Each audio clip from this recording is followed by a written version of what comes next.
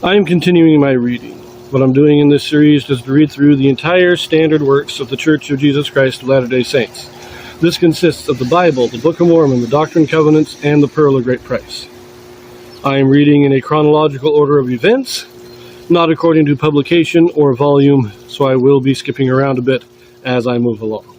Now we finish out the book of Ezra. Chapter 10 here. Ezra has come back with his commission from Artaxerxes to beautify the temple and reestablish the law of Moses, but when he gets there, he is informed that all the people are marrying among the heathens, causing the same problems that resulted in the original captivity. So, we pick this up in chapter 10. Jews covenant to put away wives taken from Canaanites and others. Ezra assembles the people at Jerusalem. Levites who married strange wives are listed. Now when Ezra had prayed, and when he had confessed, weeping and casting himself down before the house of God, there assembled unto him out of Israel a very great congregation of men and women and children, for the people wept very sore. And Shechaniah the son of Jehiel, one of the sons of Elam, answered and said unto Ezra, We have trespassed against our God, and have taken strange wives of the people of the land. Yet now there is hope in Israel concerning this thing. Now therefore let us make a covenant with our God to put away all the wives, and such as are born of them, according to the counsel of my Lord, and of those that tremble at the commandment of our God. And let it be done according to the law. Arise, for this matter belongeth unto thee. We also will be with thee. Be of good courage, and do it. Then arose Ezra, and made the chief priests and Levites and all Israel to swear that they should do according to this word. And they swear. I like this one. Because this isn't Ezra commanding this. Ezra isn't saying, you guys need to do this. The people see Ezra's mourning. Ezra, he hears about it, and when they all come in for the evening sacrifice, he kneels down and he prays, and they hear his cries, they hear his mourning, and the people are moved by it. And they come to Ezra and say, look, we realize what we did is wrong. We violated the covenant, but we want to put this right. We know you know the law, you know what we need to do, so tell us what we need to do, and we'll do it. It's the people making this choice, not Ezra commanding it. That is a great thing. Verse 6. Then Ezra rose up from before the house of God, and went into the chamber of Johanan, the son of Eliashib. And when he came thither, he did eat no bread, nor drink water, for he mourned because of the transgression of them that had been carried away. And they made proclamation throughout Judah and Jerusalem unto all the children of the captivity, that they should gather themselves together unto Jerusalem, and that whosoever would not come within 3 days, according to the counsel of the princes and the elders, all his substance should be forfeited, and himself separated from the congregation of those that had been carried away. They make the covenant to obey the law of God. Then they send this proclamation out, say, everybody come here. Everybody gather to Jerusalem. Because remember, when they came out, there was a lot of towns, a lot of cities that they returned to. It wasn't just Jerusalem that the Jews were coming back to. They came back to the whole land. And this is the threat. You come to this meeting in Jerusalem, come to our conference, or you're going to be excommunicated from the church and banished from the country. They're taking this very seriously. Verse 9. Then all the men of Judah and Benjamin gathered themselves together unto Jerusalem within 3 days. It was the 9th month, on the 20th day of the month, and all the people sat in the street of the house of God, trembling because of this matter, and for the great rain. And Ezra the priest stood up and said unto them, Ye have transgressed, and have taken strange wives to increase the trespass of Israel. Now therefore make confession unto the Lord God of your fathers, and do his pleasure, and separate yourselves from the people of the land, and from the strange wives. Then all the congregation answered and said with a loud voice, As thou hast said, so must we do. But the people are many, and it is a time of much rain, and we are not able to stand without. Neither is this a work for 1 day or 2, for we are many that have transgressed in this thing. Let now our rulers of all the congregation stand, and let them which have taken strange wives in our cities come at appointed times, and with them the elders of every city, and the judges thereof, until the fierce wrath of our God for this matter be turned from us. So they gather in their 3 days. As it says, but I like this. It's in the 9th month. Now Ezra arrived in the 5th month, so this is 4 months later, and it's in the middle of a rainstorm. They gather for this conference in the pouring rain to hear Ezra talk. Consider that. And Ezra tells them, look, you got to get rid of these strange wives, these foreign wives.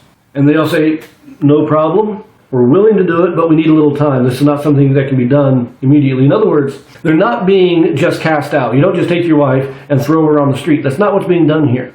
They have to do it properly by the law. They have to get an actual bill of divorcement. They have to settle what money or goods the wife is going to be allowed to take with her when she leaves. They have to do it properly so that when she does leave, she has the means of getting back to her family so that she can be taken care of. We're not just throwing them out on the street. We're doing it properly. Because of that, we need time. And that's what they say at the end there, is that we'll all go back to our towns, we'll make ready, and you send out the judges and the priests and the leaders, those who oversee this kind of thing, those who are the legal administrators for this kind of a process. Have them come out to each town individually, get all the paperwork done, do it properly, and we'll do it all. And that's all they're saying. That they're not trying to procrastinate. They're not trying to say, oh, we don't really want to do this, so they're just saying we need to do it properly. If we're going to follow the law and not create more trespass, we have to do it right. Verse 15. Only Jonathan, the son of Asahel, and Jehaziah, the son of Tikvah, were employed about this matter. And Meshullam and Shabbathiah, the Levite, helped them. And the children of the captivity did so, and Ezra the priest, with certain chief of the fathers, after the house of their fathers, and all of them by their names, were separated, and sat down in the first day of the 10th month to examine the matter. And they made an end with all the men that had taken strange wives by the first day of the first month. In other words, remember, it was on the 20th day of the 9th month that they had their meeting, their conference. On the first day of the 10th month is when they start the process. They sit down, they bring the people in, and say, okay, how are we going to do it? We got to get this done right. And it takes them 2 months, because it's the first day of the first month that the process is complete. So it takes them 2 months to complete the divorces and get the women back to their families. Verse 18. And among the sons of the priests there were found that had taken strange wives, namely of the sons of Jeshua, the son of Jozadak, and his brethren, Maaseiah, and Eleazar, and Jerib, and Gedaliah. And they gave their hands that they would put away their wives, and being guilty, they offered a ram of the flock for their trespass. And of the sons of Immer, Hanani, and Zebediah, and of the sons of Harim, Maaseiah, and Elijah, and Shemaiah, and Jehiel, and Uzziah. And of the sons of Pashur, Elioenai, Maaseiah, Ishmael, Nathaniel, Jozabad, and Elisah. Also of the Levites, Jozabad, and Shemaiah, and Keliah, the same is Kelita, Pethahiah, Judah, and Eleazar. Of the singers also, Eliashib, and of the porters, Shallum, and Telem, and Uri. Moreover of Israel, the sons of Parosh, Ramiah, and Jeziah, and Malchiah, and Mayamim, and Eleazar, and Melchijah, and Benaiah. And of the sons of Elam, Mattaniah, and Zechariah, and Jehiel, and Abdi, and Jeremoth, and Eliah. And of the sons of Zatu, Elioenai, Eliashib, Mattaniah, and Jeremoth, and Zabad, and Aziza. Of the sons of Abai, Jehohanan, Hananiah, Zabiah, and Athaliah. And of the sons of Bani, Meshullam, Malach, and Adiah, Jashub, and Sheol, and Ramoth. And of the sons of Pahath Moab, Adnah, and Kelal, Benaiah, Maaseiah, Mattaniah, Bezaleel, and Benui, and Manasseh.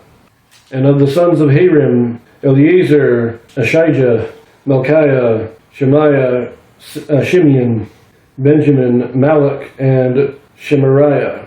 Of the sons of Hashem, Mattaniah, Mattatha, Zabad, Eliphalet, Jeremiah, Manasseh, and Shimei. Of the sons of Bani, Maadai, Amram, and Uiel, Benaiah, Bediah, Kela, Benaiah, Meremoth, Eliashib, Mattaniah, Jaasah, and Bani, and Benui, Shimei, and Shelemiah, and Nathan, and Adiah, Macnadebai, Shashai, Sharai, Azareel, and Shelemiah, Shemariah, Shallum, Amariah, and Joseph. Of the sons of Nebo, Jael, Mattathiah, Zabad, Zabina, Zadal, and Joel, Benaiah. All these had taken strange wives, and some of them had wives by whom they had children. I always like reading these names, although some of them are real tongue twisters. But you'll note, a lot of these names are the same names that are given in chapter 2 of the people who came in the first return. So again, these are not, when it says like the sons of Pashur and the sons of Nebo and the sons of Bani, some of these might be actual people, but some of them, especially after you get past the singers and Levites, those seem to me these are the people of these cities. And when they went to each city, these are the men that had to divorce their wives. And said some of them had children. And by all indications, what happened is the wife took the children. She was allowed to take her children with her, which I think is a good thing. I think I've got no problem with that. Now, of course, it does mean that they will be raised in the heathen traditions, but it is what it is. This whole situation, it's a bad situation that they brought on themselves by engaging in these unlawful marriages, these unions with their strange wives. Just realize, again, they're not just kicking them out in the street. They are taking their time to ensure that the women and their children have their provisions and are able to get back to their families and are still being cared for. They are being given a proper divorce. They're not just being kicked out. Anyways, that finishes Ezra, and we will turn to Nehemiah next, so we will see you there.